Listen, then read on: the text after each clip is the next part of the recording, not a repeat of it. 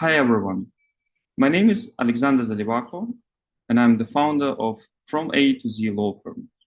One of the areas of our expertise are sanctions, and in a series of presentations called Sanctions 360 Degrees, we will look into major sanctions economic regimes and the way they affect the lives of private individuals and corporations. Thank you very much for watching. Today we would consider one of the interim applications which a person subject to blocked sanctions may wish to bring as a part of judicial review proceedings in the European courts.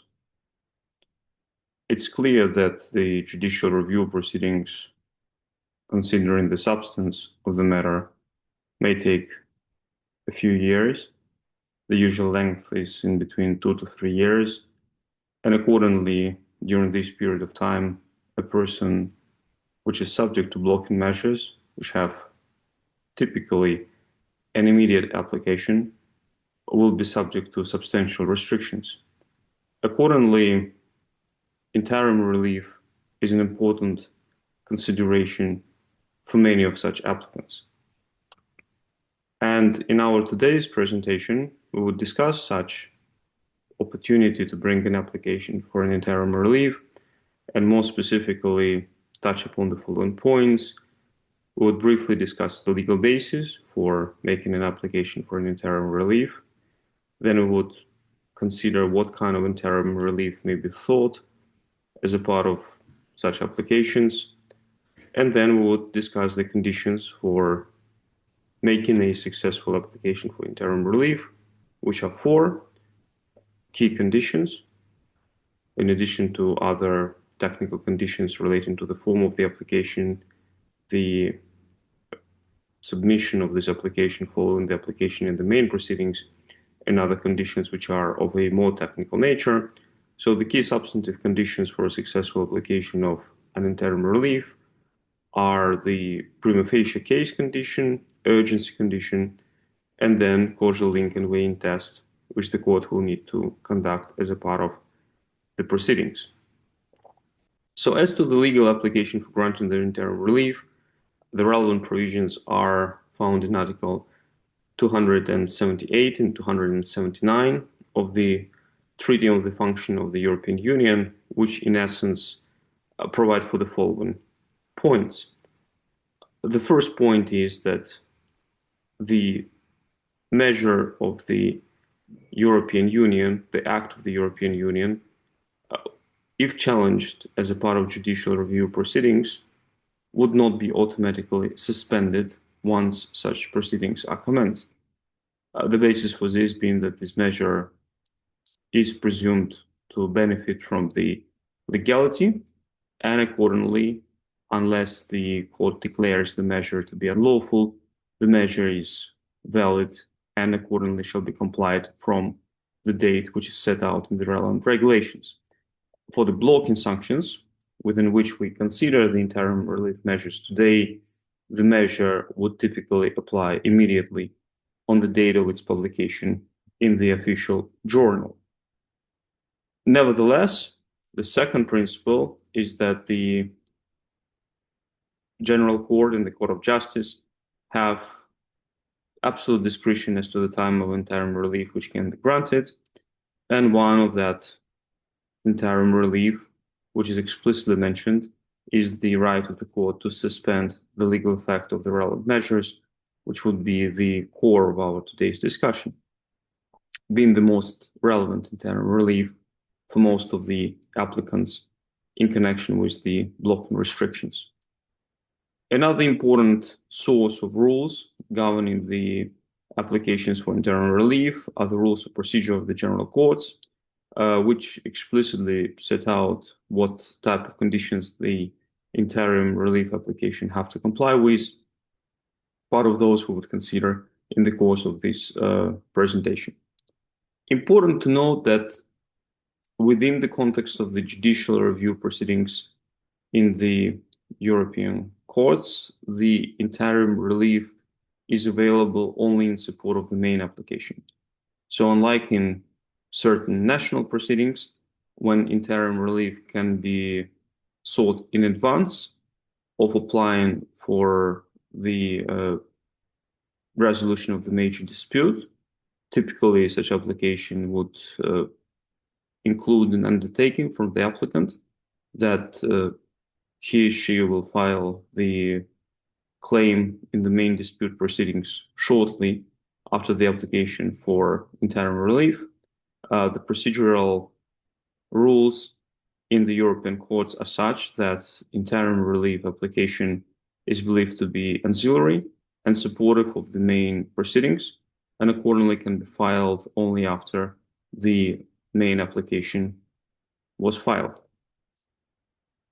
In essence, as the courts have discretion as to the type of the interim relief which can be granted, so do the applicants have a discretion as to the type of interim relief which they may wish to seek to protect their rights. Important to note that in the context of the blocking sanctions, ultimately the main interim relief which the applicant would wish to obtain is to suspend the effect of those blocking sanctions up until the resolution of the main dispute. So at the end of the day, the category of relief will almost inevitably relate in one way or another to the suspension of the effect of the relevant act. And ideally, of course, the applicant would wish the act to be suspended in its entirety. Having said this type of application is unlikely to succeed because certainly various type of arguments can be raised in case the application is drafted in this form. For example, if the relevant person subject to blocking sanctions already has assets within the territory of the European Union, which were blocked pursuant to the application of the blocking statute, it would be very difficult to convince the court that these assets would need to be deblocked and the person should have freedom to use these assets in the way he wishes up until the main dispute is resolved. This would certainly put at a risk that should the person ultimately not succeed in his main application, the assets may not be available to be frozen yet another time. So this is to say that certainly an applicants applying for interim relief need to be cautious as to what type of exact scope of suspension they seek in connection with the application which they make. They should be aware that the broader the scope, the less likely this application is to be granted on the basis of the conditions which we would discuss now. In addition to the technical conditions for granting an application for interim relief, the substantive conditions can be subdivided into the following four categories. First of all, there needs to be established a prima facie case on the substance of the matter, meaning that the case in support of which the application for interim relief is sought is not obviously incorrect. The reason for this is that these type of applications are believed to be permitted only with a view to support the main proceedings and prevent irreparable harm which can be done to the applicant as a result of the immediate application of the blocking sanctions for a period up until the main proceedings come to conclusion. The second condition is the condition of urgency, which in the context of this type of applications means that a person applying for interim relief is incurring serious and irreparable harm, which cannot be remedied by the main proceedings. And for that reason, interim measures are sought by the applicant. If the above two conditions are satisfied, the judge will also need to be aware that the interests of the aware and convinced that the interests of the applicant in the given case are serious and important enough to be protected compared to the interests of the European Union in pursuing its common foreign and security policy, which is achieved by the relevant blocking statutes. And certainly, there shall be a causal link between the alleged damage of the applicant and the relevant restrictive measures. This will be a pretty standard rule for any kind of interim relief application, also in national proceedings. And nevertheless, despite being straightforward, different arguments arise whether the damage alleged is indeed caused by the relevant blocking statute or by some other measures. And we would see, for example, when such causal link was not established in one of the interim relief applications. So we would now look in more detail into each of those conditions for a successful application for an interim relief. So the first condition is that the applicant shall establish a prima facie case, and this will be considered by the judge as a part of the interim relief application. The condition requires that the dispute between the applicant and the counsel reveals at least some major legal or factual controversies, disagreements, which require a deeper analysis as a part of the main proceedings. As a part of considering whether this condition is satisfied, the judge will go into substantial depth of the main argument. So the main argument advanced by the applicant in the main proceedings, in essence, has to be repeated as a part of the interim relief application. We'll consider in details the relevant evidence and whether the main proceedings have reasonable chances to succeed. So it's a condition which is not that easy to satisfy. The main condition, however, is the agency condition, because what the applicant needs to establish as a part of an interim relief application is that the immediate application of blocking sanctions to the applicant cause him serious and irreparable damage, which requires that the legal effect of those sanctions is suspended up until the resolution of the main proceedings. It's important to note that financial losses, economic losses, failure to get the revenues are unlikely to be recognized as urgent condition. And for that reason, if that type of damage is the only damage which can be proven by the applicant, it's unlikely that this application will be successful. The reason for this is that economic and pecuniary losses, in the opinion of the courts, can be corrected by damages if the application is successful in the main proceedings. And for that reason, that type of damage cannot be considered an irreparable damage. The irony of this conclusion certainly is that the applications for damages as a part of the judicial review annulment of the sanctions measures are extremely rare, if ever existing. So the argument that the person does not incur economic irreparable damage because ultimately, should he prevail in the main proceedings, damages can be granted, seems to be a little bit not founded. Nevertheless, that remains the logic of the approach to the interim applications as of today, and accordingly, if the only damage which can be alleged are the financial economic losses, such applications are not likely to be successful in some exceptional circumstances. So what will be required for the successful satisfaction of the urgency condition is some sort of non-pecuniary damage to, for example, the personal life of the applicant, not being able to reunify with his family, not being able to, for example, provide education for his children to pursue his career. And in one of the rare examples when an interim application was granted, the case related to the situation of Mr. Nikita Mazepin, who was and is a professional motor driver, driving for various leagues of motor racing competitions like Formula 2, Formula 1.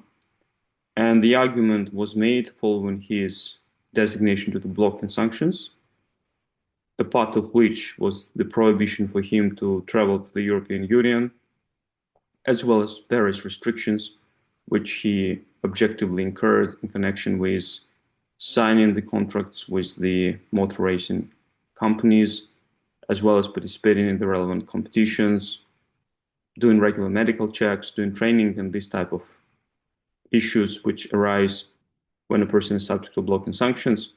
So the point was made that the period of time which would be required to consider his application on the merits is so long that inevitably, given the career of a professional sportsman, this will not allow him to pursue his career in any sensible form.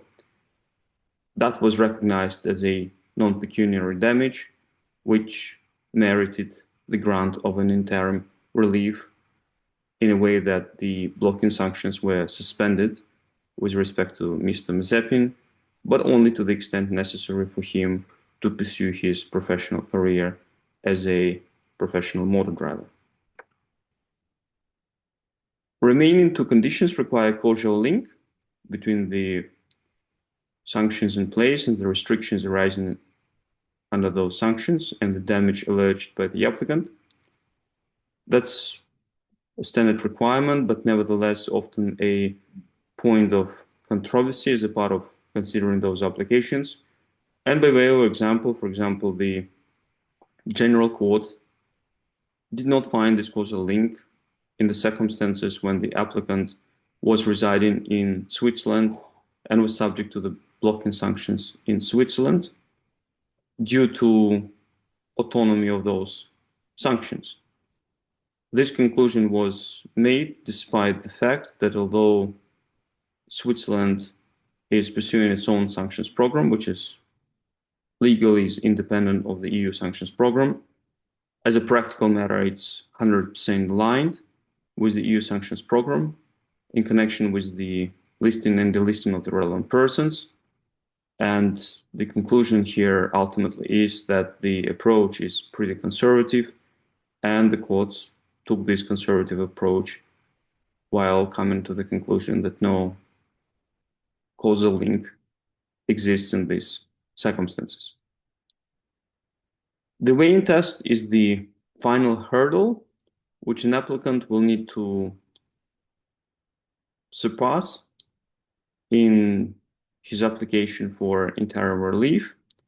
The weighing test is the balancing exercise where the courts will balance the interests or weigh the interests of the applicant and the damage done to the applicant in connection with the blocking sanctions and the public interests of the European Union in terms of having those sanctions being immediately in place without any type of interaction. By way of example, taking the case of Nikita Mazepin, where those relief were granted, the arguments for granting the relief were the irreparable damage to his professional career, which we've already discussed, but also it was important for the court to take into account that he had no involvement into politics and he committed to run while a professional driver under a neutral flag and do not engage into any kind of political campaigns for or against any party. The argument against raised by the European Union related to the credibility of the sanctions program and the damage which may be caused to that program if any of the measures are suspended. And on the balance of those arguments, the General Court decided to grant interim relief. So what's important to note is that at the end of the day, the court has substantial discretion while doing the weighing exercise, and certainly there have to be very strong arguments on the applicant side to make sure that this weighing exercise is ultimately done in his or her favor. Thank you very much for watching. I trust that you found this presentation useful and hope to see you during my next presentations.